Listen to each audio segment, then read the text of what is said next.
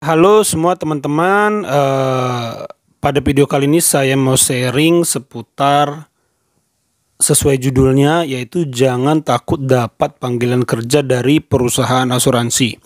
Kenapa saya bikin video ini? Karena banyak banget yang komen atau DM ke Instagram tentang ketakutan dan kecemasan mereka menghadapi interview, baik menghadapi psikotes, baik menghadapi medical check up, sampai ketakutan menghadapi panggilan di perusahaan asuransi. Baru panggilan saja sudah ada cemas. Saya nggak tahu. Kalau saya ingat diri saya, ya mungkin cemas ini perusahaan apa, ini penipuan apa enggak gitu. Ya pokoknya selama teman-teman tidak dimintain duit, ya berarti itu bukan penipuan. Masalah company profile tinggal cek di Google. Dan ingat selalu ada review jelek tentang perusahaan asuransi tersebut, itu sudah pasti. Baik di Kaskus, di Google, di YouTube, dan dimanapun selalu ada. Tapi pada faktanya perusahaan itu masih berdiri dan melahirkan beberapa banyak orang sukses. Bisa dikatakan mungkin bagusnya ada, jeleknya ada, tergantung orangnya. Jadi saya pikir tidak perlu terpengaruh, apalagi untuk teman-teman yang fresh graduate, belum pernah punya pengalaman pekerjaan, dapat panggilan kerja di perusahaan asuransi, buat saya pribadi adalah sebuah hal yang bagus dan layak dilanjutkan atau diupayakan agar teman-teman lolos. Why? Kenapa? Gitu ya. Pertama, karena teman-teman masih fresh, belum punya pengalaman apapun. Apa salahnya menjadikan panggilan kerja di perusahaan asuransi tersebut menjadi sebuah pengalaman kerja pertama, gitu loh. Pengalaman kerja formal pertama yang membuat teman-teman mengetahui dunia kerja. Kayak gitu. Apalagi dapat panggilan kerja di perusahaan asuransi itu saingannya banyak. Teman-teman begitu diterima langsung diberi soft skill, diajari soft skill baik product knowledge, cara menjual, selling skill, dan bagaimana bekerja sama dengan tim. Jadi sebuah pengalaman yang baik lah kalau bagi saya pribadi. Terlepas dari teman-teman nanti lama, manjang atau enggak, toh teman-teman tidak dimintain duit kan, tidak dipalakin gitu. Kayak mau kerja di satu tempat, pakai orang dalam terus bayar kan enggak. Apa salahnya dan apa ruginya? Lalu nanti akan training misalnya ke Jakarta, dibayarin tiketnya, dibayarin penginapannya, ruginya di mana? Gitu loh. Jadi nggak ada sesuatu pun sebenarnya kerugian yang kita alami, gitu loh. Bahkan waktu trainingnya sudah dihitung kerja, nanti akan dirapel dan disatukan dengan gaji pertama. Ruginya di mana, gitu loh. Training itu sudah dihitung harian, kalau nggak salah berapa hari training itu dikalikan berapa puluh ribu, saya nggak hafal, saya lupa saya. Nah jadi tidak ada satu kerugian pun yang membuat teman-teman seharusnya membuat teman-teman harus menolak panggilan kerja dari perusahaan asuransi. Kayak gitu, karena banyak banget keuntungan dan ilmu-ilmu yang bisa teman-teman dapatkan. Kedua, pergaulan.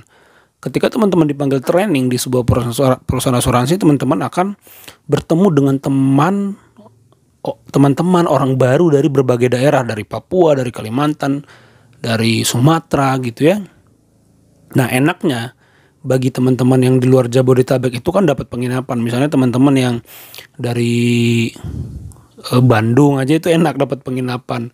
Dari Kalimantan tiketnya dibayarin, nanti tinggal di hotel sebulan gitu. Jadi bagi saya itu suatu keberuntungan juga. Sambil training kan bisa jalan-jalan juga di Jakarta gitu. Jadi apa sih yang ditakutkan gitu loh menurut saya. Oh takut nggak lolos, ini saya beri tipsnya. Selama itu teman-teman bagus, teman-teman terus mengikuti, tidak bolos-bolos masa training, teman-teman menjawab soal-soal dengan baik, karena ada pengulangan ya, ada remedial gitu. Kalau teman-teman nilainya kurang kan bisa nyontek juga kan, nggak ada masalah juga gitu loh. Jadi entah itu nyontek entah itu hasil kerja sendiri pun, yang penting teman-teman berupaya, nilai teman-teman bagus. Saya pikir tidak ada masalah gitu. Jadi jangan pernah takut, khawatir, cemas, karena ini pengalaman pertama bagi saya sih wajar ya. Tapi kalau teman-teman sudah menonton video ini, saya pikir tidak ada lagi alasan untuk takut, cemas, dan tidak mengambil peluang yang coba ditawarkan. Seperti saya bilang, nanti teman-teman mungkin tidak lama kerja. Bahkan saya punya teman yang beres training, besoknya dia OJT 1 hari di 1 cabang. OJT itu on job training, jadi beres deploy dari training dari Jakarta, teman-teman misalnya hari Seninnya, bukan Sabtu pulang misalnya dari Jakarta, Senin langsung on job training di cabang yang ditunjuk, teman-teman datang ke sana belajar dengan senior. Nah besoknya teman saya itu nggak datang lagi, jadi dia cuma 1 hari, pas 1 hari OJT di cabang, kayak gitu. Jadi jangan takut gitu, nanti kan di lapangan, di cabang bertemu dengan senior yang dulu pun adalah pegawai culun lah ya, orang culun yang belum tahu apa-apa juga, sekarang dia sudah jadi senior. Teman-teman kelak pun akan jadi senior gitu, kalau teman-teman bertahan cukup lama. Jadi semuanya learning by doing ya, semuanya belajar sambil mengalami, bukan hanya belajar di Jakarta secara teori. Banyak yang jago di teori, resignnya cepat karena hanya jago teori, tapi kepribadian sama mentalnya tidak searah dengan atau tidak sesuai dengan passion atau pola kerja yang dihadapi di cabang gitu. Jadi banyak yang kadang berandalan, nyeleneh waktu training, malah bagus-bagus waktu di cabang. Justru memang sebenarnya seperti itu yang dibutuhkan, yang percaya diri, yang punya mental, dan yang nggak malu untuk ngomong, nggak malu untuk bertanya, gampang bergaul. Justru sebenarnya ini powernya itu di situ sebenarnya. Orang-orang yang sukses jadi BAS, jadi FA itu, karena saya masih berhubungan dengan teman-teman saya yang menjual asuransi, saya lihat mereka yang sukses itu yang seperti itu. Kalau saya pribadi sih contoh yang gagal, karena saya resign ya, mungkin saya total tuh 3 tahunan sih di asuransi ini ya kerja. Kalau saya bilang saya contoh yang gagal lah, tapi saya mengamati itulah yang sukses, yang percaya diri, yang mau ngomong, yang mau belajar, yang mentalnya kuat, yang cepat akrab, yang mau bertahan gitu. Yang sebulan 2 bulan langsung resign pasti nggak sukses kan, namanya juga udah resign. Tapi yang bisa melewati masa-masa paling berat ya, di sebulan, 2 bulan, 3 bulan pertama, kemungkinan besar untuk suksesnya lebih besar, karena suatu hari dia akan dibentuk oleh ASM-nya, area sales manajernya.